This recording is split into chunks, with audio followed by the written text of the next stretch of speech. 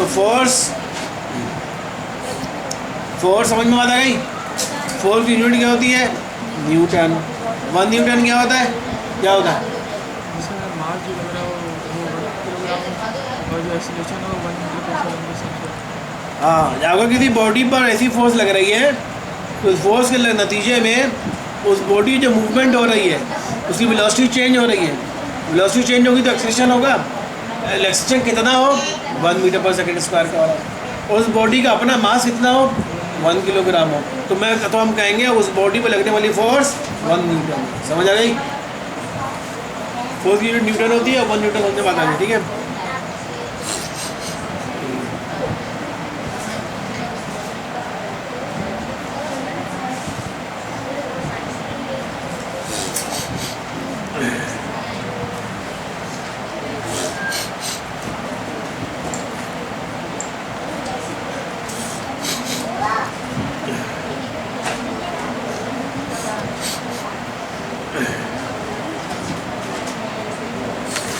ठीक है, ये आपका फोर्स की डेफिनेशन हो गई। फोर्स का टॉपिक आपका हो गया। अब ये आपका जो है देखिए एक्टिविटी दी गई है। ये एक्टिविटी आप खुद करके आएंगे घर से। ठीक है, पढ़ेंगे एक्टिविटी क्या करनी है। यहाँ पर दिया हुआ केस, ये एक्टिविटी घर से कर कर आएंगे। कुछ बच्चे समझ में नहीं आएगा फिर पूछेंगे कल। अब हम पढ़े मोमेंटम। मोमेंटम क्या होता है?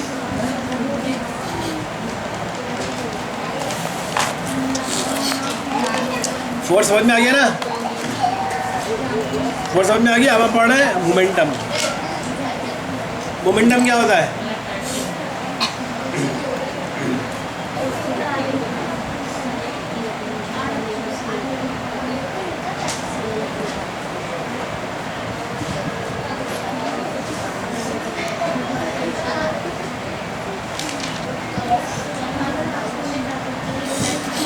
मोमेंटम क्या होता है? मोमेंटम क्या होता है?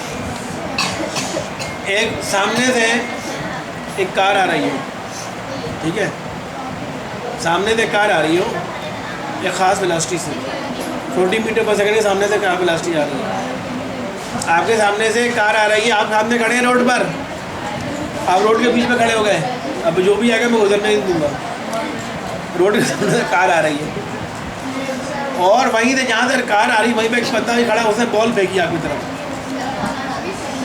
तो आप क्या करोगे? कार को रोक लोगे या बॉल को रोक लोगे? बॉल को कैच कर लोगे ना, बॉल तो रुक जाएगी। क्या कार को रोक लोगे? मैं कार को भी रोक लो, खड़े हो गए, पकड़ लोगे कार को, रुक जाएगी कार? नहीं रुकेगी।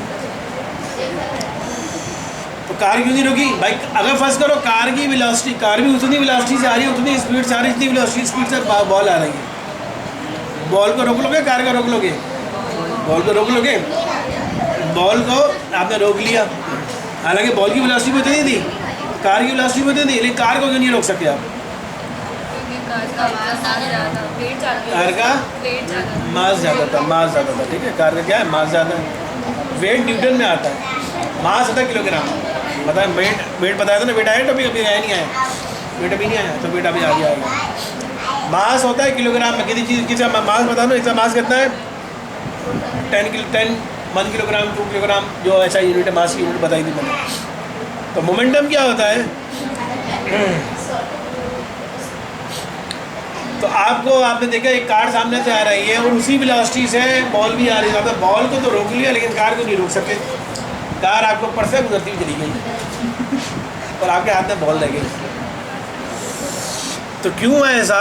वो इसलिए हुआ कि कार का मोमेंटम ज़्यादा था और बॉल का मोमेंटम कम था। तो मोमेंटम अब होता क्या है? तो मोमेंटम डिपेंड इस पर करता है कि वेलोसिटी कितनी ज़्यादा हो। देखो कार भी आ रही है, बॉल भी आ रही है। कार की वेलोसिटी और बॉल की वेलोसिटी तो सेम थी, लेकिन कार का मास ज़्यादा था, बॉल का मास कम था। तो आपने बॉल को तो रोक लिया, कार को आप रोक नहीं सके, ठीक है।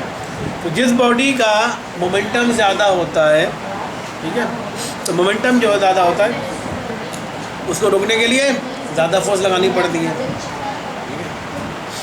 अब वही देखो, अब अगर सामने से बाइक वो बच्चा आ रहा है, छोटा सा बच्चा साइकिल चलाता हुआ, तो सामने से बॉल आ रही है, ठीक है, दोनों बच्चे, छोटा बच्चा भी, छोटा बच्चा बिल्कुल, छोटा बच्चा कितना 5 साल का, वो अपनी साइकिल पे आ रहा है, 3 पहियों की जो साइकिल होती है, ऊपर तेज़ी दौड़ता हुआ आ रहा है आपकी तरफ, और सामने से बॉल भी उसी स्पीड से बॉल आ रही है। अब किसको रोक लोगे? दोनों को रोक लोगे। उसको भी रोक सकते हो ना, दोनों को, बच्चे को, छोटा बच्चा 3 पहिए की साइकिल पर आ रहा है, उसको भी रोक सकते हो और बॉल को भी रोक सकते हो। ठीक है, तो कार के मुकाबले में उस बच्चे के जो साइकिल का जो मास है वो कम है, उसका मोमेंटम कम है। तो मोमेंटम, ज़्यादा मोमेंटम होता है तो उसको रोकने के लिए ज़्यादा फोर्स चाहिए होती है।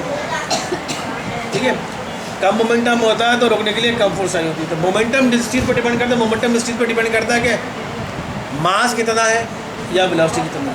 ठीक है, अब फर्ज करो सामने से ये रिक्शा चला आ रहा है, ये बहुत हल्के हल्के आ रहा है, बहुत हल्के हल्के स्लो हो रहा है, इतना है कि आप जितना पैदल चलो ना उससे भी हल्के चलता हुआ आ रहा है। ठीक है, और उसी के बराबर में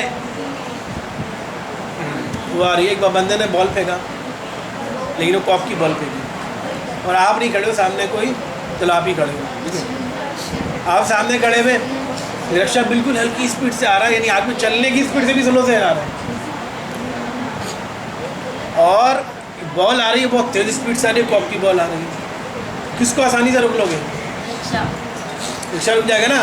रिक्शा तो इतनी स्लो स्पीड है कि आपकी चलने से भी स्लो स्पीड है, तो आप रिक्शा को पकड़ के रोक लोगे। और बॉल, कॉक की बॉल आ रही है, उसकी वेलोसिटी बहुत तेज़ है, शोएब अख्तर ने फेंकी है बॉल, बहुत तेज़ भागती हुई आ रही है बॉल। तो आप बोलोगे भाई शोएब अख्तर की बॉल तो वैसे कोई नहीं पकड़ता, आप छोड़ दोगे, नहीं डालोगे उसको, समझ आ रही बात है?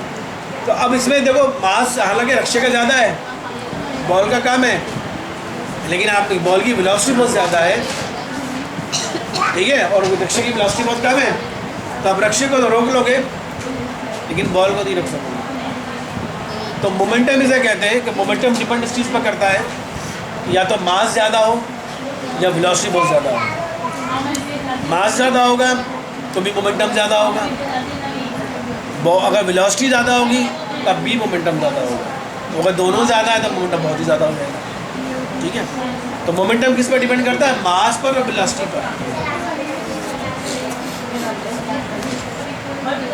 तो मोमेंटम की डेफिनेशन जो बनी वो ये बनी, the momentum of an object is equal to the mass multiplied by the velocity of the object. Momentum क्या होता है? मोमेंटम होता है, ये देखो ये लिखा है, मोमेंटम को पी से जाहिर करते हैं, लेकिन ये पी प्रेशर वाला पी नहीं है, प्रेशर को पी जाहिर करते हैं ना, ये प्रेशर वाला पी नहीं है, ये पी थोड़ा सा आपने टेढ़ा मेढ़ा कर देना है, उसको नीचे डंडी मोड़ देनी है या ऊपर कुछ मोड़ देना है, वो पी है। हाँ, दूसरे तरीके से पी बनाते हैं ना वो, तो ये इसको मोमेंटम जाहिर करते हैं। मोमेंटम में इक्वल होता है मास मल्टीप्लाई बाय वेलोसिटी, जो मोमेंटम का फार्मूला है। मोमेंटम का फार्मूला है mass multiply by velocity. Momentum की डेफिनेशन क्या बनी? The momentum of an object is equal to the mass multiplied by the velocity. Mass और वेलोसिटी को मल्टीप्लाई कर दो तो जो चीज़ निकल कर आएगी वो मोमेंटम होगी। समझ में बात आ गई? ये ना फार्मूला देखो, मोमेंटम इज इक्वल टू होता है mass multiply by velocity. Momentum को जाहिर करते हैं पी से, ठीक है, लेकिन पी बोलते हैं, और प्रेशर वाला पी नहीं है, छोटा पी। प्रेशर वाले पी और इस पी में क्या फ़र्क है? प्रेशर वाले पी में आप पी कैपिटल लेते हो और मोमेंटम वाले पी में पी स्मॉल लेते हो, स्मॉल पी लेते हो। मोमेंटम वाला होता है मास मल्टीप्लाई बाय वेलोसिटी। ठीक है, तो किसी बॉडी अगर मोमेंटम ज़्यादा हो तो इसका मतलब क्या हुआ? या तो उसका मास ज़्यादा होगा या उसकी वेलोसिटी ज़्यादा होगी, या मास और वेलोसिटी दोनों ज़्यादा होगा। ठीक है, अब मिसाल के तौर पर अब कॉक की बॉल है, ठीक है, 2 कॉक की बॉल है, आप खड़े हो और आपको दोनों कॉक की बॉल पकड़नी है, कैच करनी है। एक तरफ शोएब अख्तर खड़ा है, ठीक है, और एक तरफ जो है एक छोटा सा बच्चा खड़ा है, उसी के साथ साथ शोएब अख्तर के बराबर में शोएब अख्तर का बेटा खड़ा है। शोएब अख्तर का बेटा जो है अपनी कॉक की बॉल फेंकता है आपकी तरफ, और शोएब अख्तर अपनी पूरी फोर्स से आप कॉक की बॉल फेंकता है आपकी तरफ। आप कौन सी पकड़ लोगे? बच्चे की कॉक की बॉल पकड़ लोगे, शोएब अख्तर की छोड़ दो, जाने दो भाई, जाने दो। क्यों? हालांकि दोनों बस कॉक की बॉल है, दोनों का मास तो सेम है ना। क्या चीज़ फ़र्क है? वेलोसिटी। छोटा शोएब अख्तर का जो बेटा है उसकी वो जो फेंक है उसकी वेलोसिटी इतनी स्लो कि आप पकड़ लोगे, कैच कर लोगे। क्योंकि शोएब अख्तर ने जब फेंका होगा बॉल उसकी वेलोसिटी इतनी ज़्यादा होगी कि आप छोड़ दोगे। तो मोमेंटम क्या होता है, मास को वेलोसिटी को मल्टीप्लाई कराता है तो मोमेंटम बनता है। मोमेंटम डिपेंड किस पर करता है, या तो मास ज़्यादा हो या फिर वेलोसिटी ज़्यादा हो। ठीक है, अभी यहाँ तक स्टॉप कर रहा हूँ, अभी फिर आगे कंटिन्यू कर रहा हूँ, यूनिट वगैरह पे कल बताऊँगा।